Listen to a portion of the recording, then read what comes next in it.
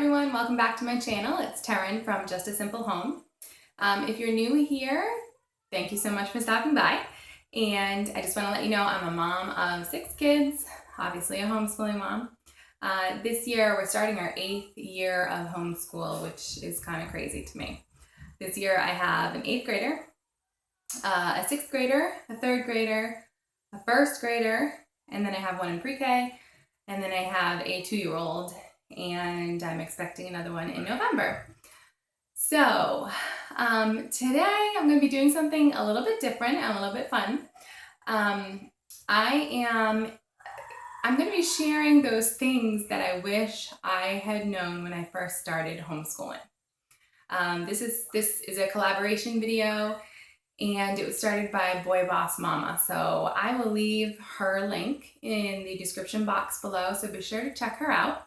And there's a playlist, because there's lots of moms doing this collaboration. So it'll be fun to go check them out. So be sure to visit the playlist and go see all the videos.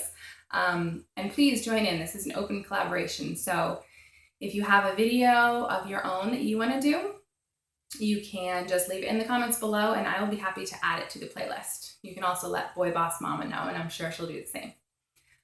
So, things I wish I had known when I started homeschooling 8 years ago. It's kind of a loaded question. There's a whole lot I wish I had known. I really didn't know anything. I kind of jumped in blindly. My son went to public school for kindergarten, actually, and then I pulled him out of public school maybe 3 or 4 weeks into 1st grade.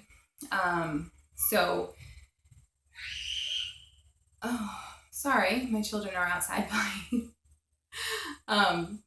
So anyway, I really didn't know anything. Like I do feel like God was preparing me a little bit when he was in kindergarten, because I had been researching, but more of just like an after school approach. I thought I would supplement his education. Little did I know, right?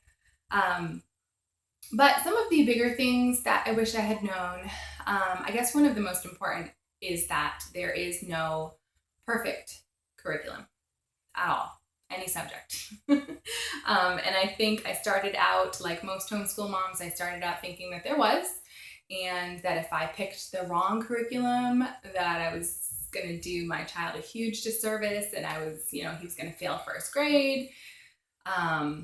He'd never get into college, things like that. If I picked the wrong math curriculum in 1st or 2nd grade, right? There is no perfect curriculum. And I can't even tell you over the last 8 years how many times I have changed curriculum. I haven't changed math curriculums too much, because I think that's important to stick with one. But I mean, pretty much everything else, I think I've changed multiple times, and that's okay.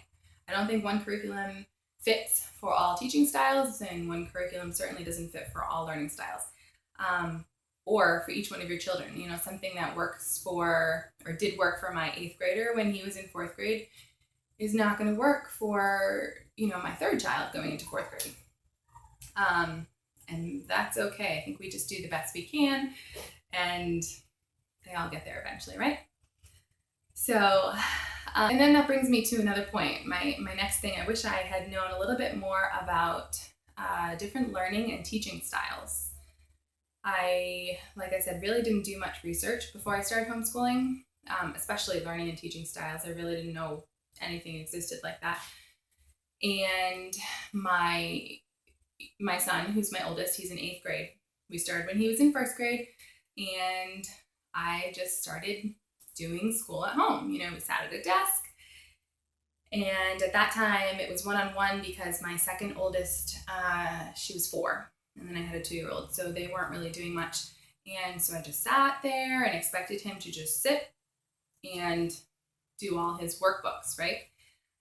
And that backfired horribly. It was really not the easiest first year of homeschooling.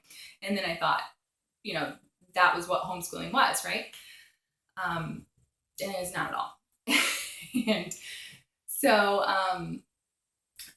yeah, I really wish I had taken a few minutes or weeks or whatever to learn about learning styles and teaching styles. I thought my teaching style was just like his learning style, and therefore, how I wanted to teach him, which was checklists and work boxes. I thought, perfect, that's the way he should learn. And it's not. He definitely needed more hands on. He needed kind of like jump up and go and, burn off some energy and different ways of thinking, things like that. And then you come to my second child, my first daughter, and she's completely different from him. Her learning style, completely different. And honestly, it took me a few years to realize just how different her learning style is, and how I needed to tweak my teaching style for her. Then we add in a third child. My third child is more like my son, my oldest. So that was kind of okay. Now I have my fourth, who's starting first grade this year. And would you believe it? She's entirely different too. She's wonderful. But my first three kids actually took to reading pretty early, phonics. I used the same guide to teach reading. I used Ordinary Parents Guide to teaching reading. So that's how my first three learned how to read, and they all learned how to read in kindergarten and took to it really quickly. Now my first grader, I used the same guide for her, but she struggled to get the concepts to really learn how to read. And it was frustrating me for quite a while. We went through her whole kindergarten year, and she's really not reading.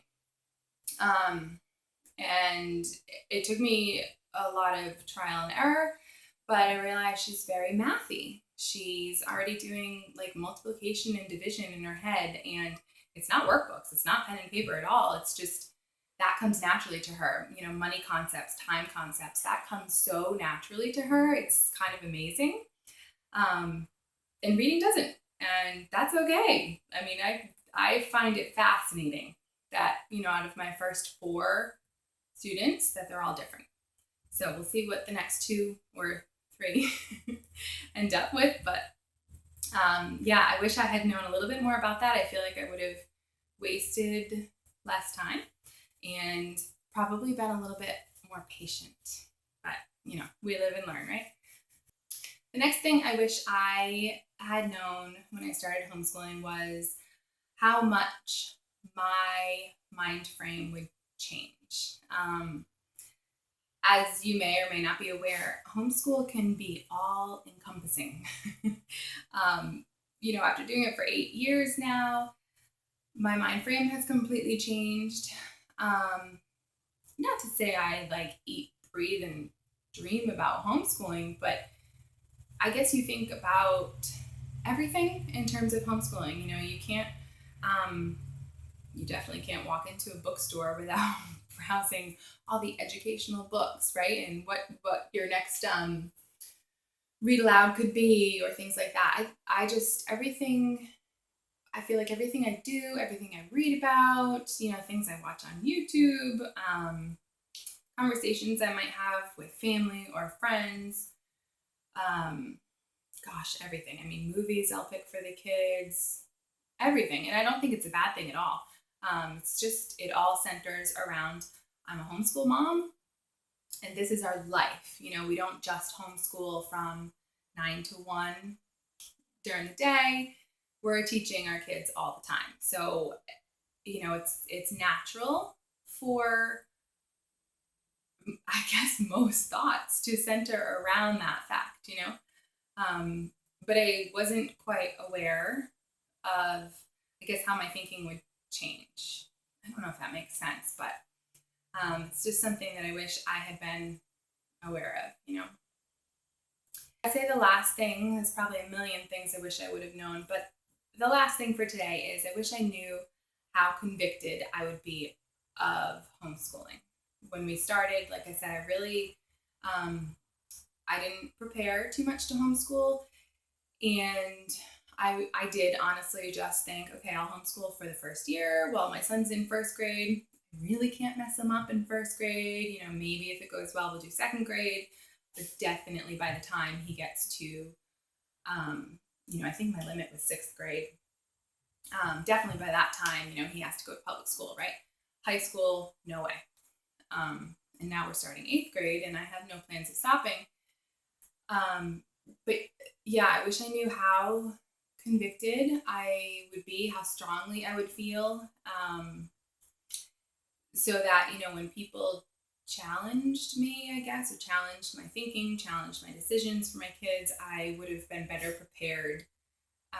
Not really to fight back, because I'm really not one for confrontation, but I had known how convicted I would be, I would have probably felt more secure in my decision and more secure in my thinking of homeschooling as a